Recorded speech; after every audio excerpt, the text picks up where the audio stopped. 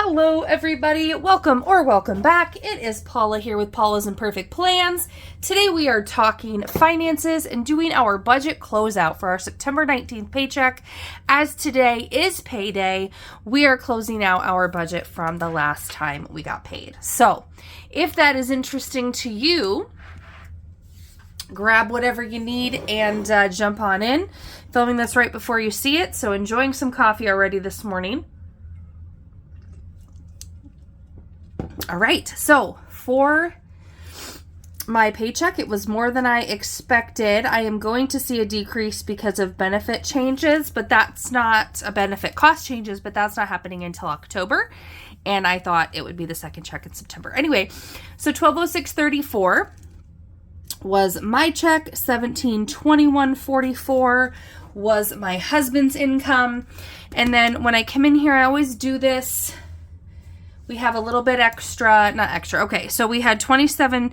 I have too many other things that I don't have enough lines here. So 2705 was rollover from the paycheck before this.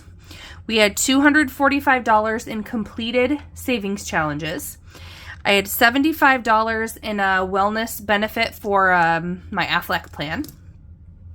$120 in plasma. High yield savings account interest was $40.04. And then roundups from putting cash back in to cover non-cash expenses was $3.37. So this extra, or the other, all of those categories added together is $510.46 added to our inflow. If I add that to our other sources of income, that puts our total inflow at $3,438.24. Let us look at our expenses. So we covered the second half of our internet bill, which was $29.11 as budgeted. Our cell phone bill, I paid off my phone. So whatever the difference is here, that bill went down to $193.30. I got a new phone when they had like the free promo. So essentially whatever the cost of the phone was, they would give you a credit for that. But instead of getting the free model, I chose to get one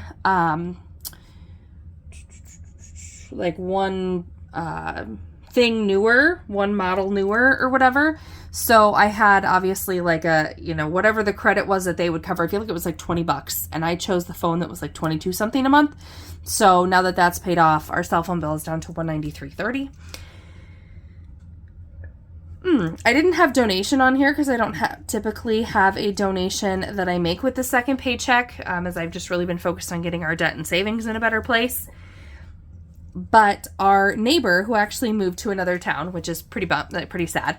Their daughter is in, I'm sad. They're happy, but I'm sad that our closest neighbors are moving. But anyway, they moving to a different school district, and their daughter is in marching band and had the opportunity to go on a trip for marching band to play somewhere. But because she just joined the district, they moved over the summer.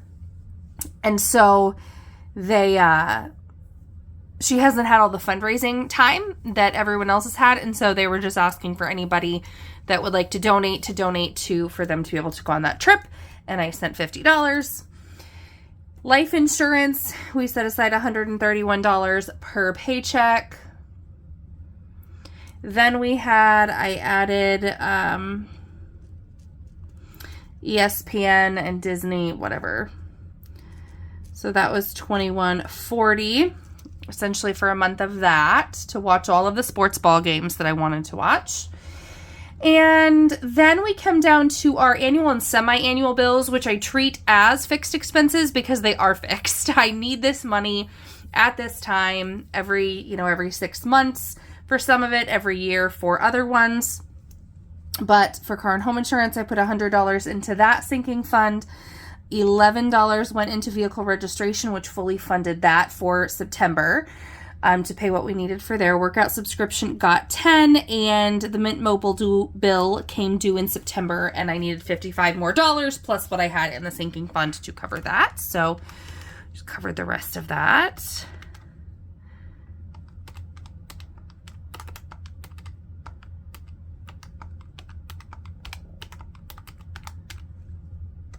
Okay, so that puts our fixed expenses at $600.81. If I subtract that from 34, 38, 24, that leaves us with $2,837.43 left to budget. So I will move that amount down here and we will go over our savings. For our emergency fund, we put $80 into that with this paycheck, $100 into our vacation sinking fund, nothing for propane. We have a pretty big credit on that account, or I prepaid a bunch of stuff with what was in, a bunch of gallons with what was in our propane sinking fund, so I'm not worried about that right this second. I just kind of spent a bunch, so I was adding extra to get, so 70 went into our kids sinking fund. Medical ended up getting $0 only because we cash flowed a bunch of medical expenses. My goal has been, since my husband quit having the opportunity to pay into a flex account on July 1st, to put $150 per paycheck toward medical. If it goes in here, fine. If I have a bunch of medical expenses out of pocket, then I cover those and don't worry about putting the money away, because otherwise I put $150 in here and I probably take out money to cover the expense. So if I'm cash flowing stuff, it doesn't go into the sinking fund, but approximately $150 goes towards medical in some form or another with each paycheck. Okay, summer daycare for next summer, $280 into that sinking fund. Cash towards Christmas got $40. Holiday binder got $50, and our minis binder got $182.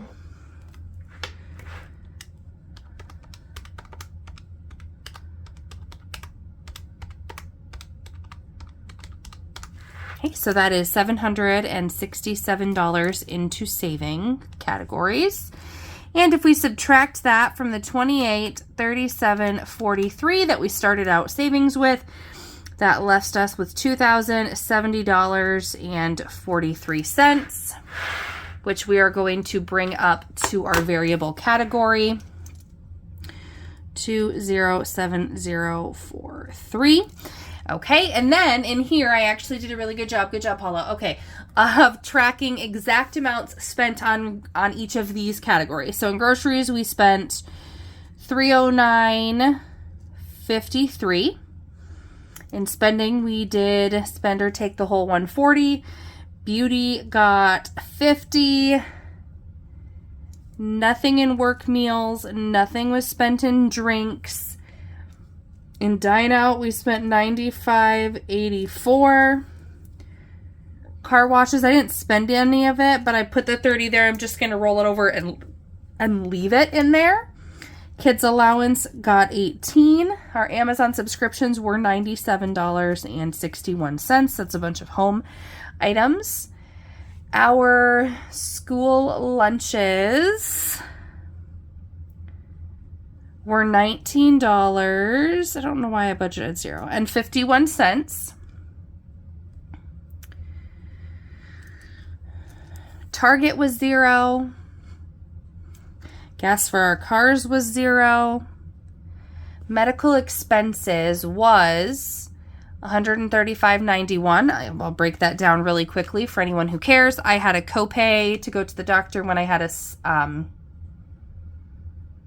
sinus infection. My husband had a $30 copay when he went to the eye doctor, and my husband got 90 days worth of a few of his prescriptions, $55.91 for those copays. So $135.91 is what we paid out of pocket for medical expenses. Vehicle repairs, I mentioned briefly in my last budget setup video about the car of my dad's that we're working on. So this is what the vehicle expenses were for. It was a few things, and I don't know all this. So I have, Charger tune-up items were $75.68, and $63.69 was a carb kit. So that is the extent of my knowledge on what those things are, but things that we put into getting the Charger up and running. Co-op diesel was $0. He spent no money on diesel for the truck. This is September and August. Okay, and then miscellaneous. We have some miscellaneous expenses. Let's see how this goes here. Let's check it out. All right, so not let's check it out, but I'll show you what we have here. So I mentioned this in our spending tracking. So first of all, we had a $7 grocery overage that I had that was like from right before this pay period, because whatever. So that $7 fell under miscellaneous here. My husband had to get a new driver's license for $10 after he lost his wallet. And then we had to pay a $15 fee to cancel his personal debit card because that was in the wallet, and a $20 fee to get a new debit card issued for him. Still hoping that turns up because it has had a bunch of cash and his gas card in it, his like gift card for gas, which had like $300 on it. So anyway, those were the miscellaneous costs. So let's go ahead and add up our variables.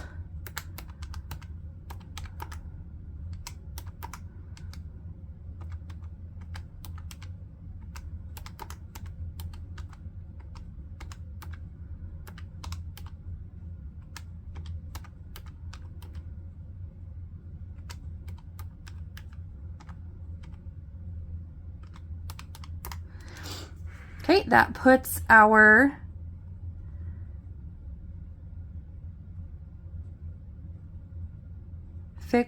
or our variable expenses at $948.40. If I subtract that from $20.70.43, that leaves us with a difference of $1,122.03. That feels too high.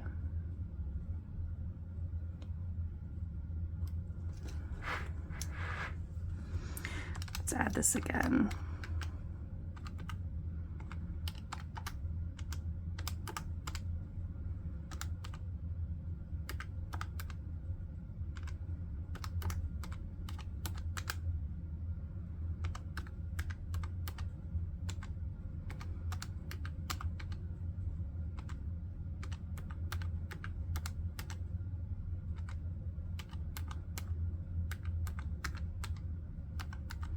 Okay, I don't know what I messed up on there. I was like, there's no way, because I didn't spend that much less. $1,087.77 is the total there.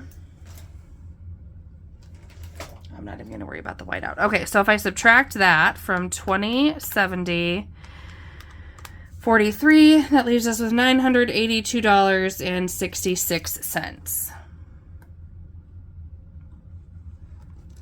Okay, so then when we come down to the debt category, we are left with $982.66 to work with.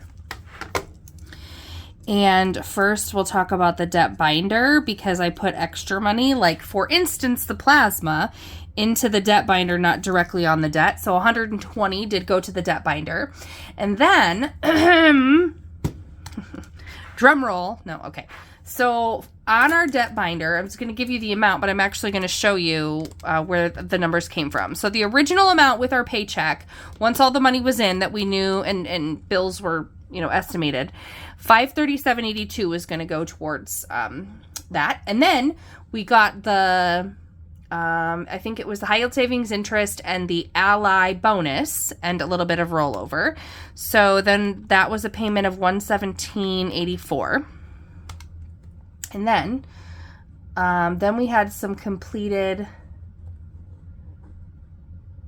savings challenges, some completed debt challenges. That was $146.88 plus some rollover, which leaves us at $802.54. But then with these amounts, so one side, that was the amount we were at. And then at the end of the pay period, counting what we didn't spend in drinks, minus what had to go to miscellaneous, what we didn't spend here, what we didn't spend here, that left us with $60.12 of variable rollover in those categories. So adding that to it, that leaves us with, and so we put that right on the debt. So that goes $862.66 then is what we have going toward the Wells Fargo card. If I add that to the $120 that we put in the debt binder, that does add up to $982.66, which is what we entered into the debt category with. So that does leave us with our zero-based budget. If you have any questions about my budgeting, how I do it, all of that stuff, I'm always happy to answer any questions that you have in the chat. Please hit that like button and subscribe if you haven't already. It's free and super helpful. So thank you guys all so much for being here, and I'll see you guys in the next video. Bye.